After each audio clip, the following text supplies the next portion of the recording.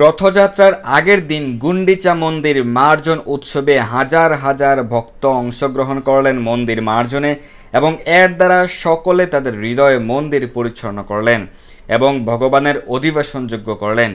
শ্রী চৈতন্য চরিতামৃতের মধ্যলীলায় দ্বাদশ পরিচ্ছেদে উল্লেখ রয়েছে গুন্ডিচা মার্জন মহিমা কথা। স্বয়ং পরমেশ্বর ভগবান হয়েও শ্রী চৈতন্য মহাপ্রভু নিজে আচরণ করে সকলকে এই মন্দির মার্জনের শিক্ষা প্রদান করেছেন।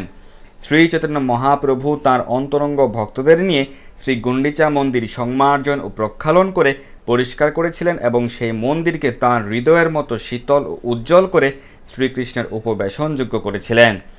এই মতো নানা রঙ্গে দিন কত গেল, জগন্নাথের রথযাত্রা নিকট হইল।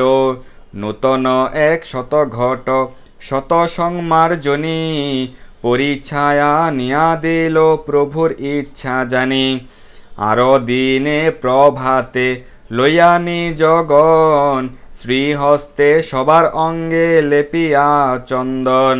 শ্রীহস্তে দিল সবারে এক এক মার্জনী, সবগণ লইয়া প্রভু চলিলায়া আপনি। গুন্ডিচা মন্দিরে গেলা করিতে মার্জন, প্রথমে মার্জনী লইয়া করিল শোধন। ভিতর মন্দির উপর সকল মাজিল, সিংহাসন মাজি পুনঃ স্থাপন করিল। চারিদিকে শতভক্ত সংমার্জনী করে, আপনি শোধেন প্রভু শিখান সবারে। তৃণধূলি ঝিকুর সব একত্র করিয়া, বহির্বাসে লইয়া ফেলায় বাহির করিয়া। জল আন বলি যবে মহাপ্রভু কহিল, তবে শত ঘট আনি প্রভু আগে দিল। প্রথমে করিল প্রভু মন্দির প্রক্ষালন, ঊর্ধ্ব অধ ভিত্তিগৃহ মধ্য সিংহাসন।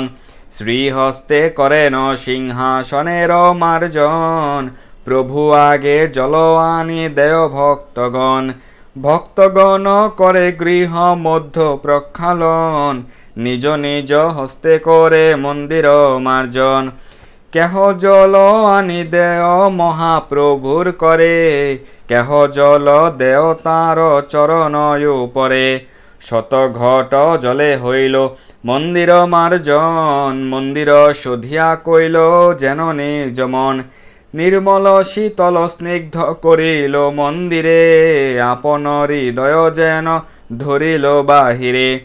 জল ভরে ঘর ধোয় করে হরি ধ্বনি, কৃষ্ণ হরি ধ্বনি বিনা আর নাহি শুনি।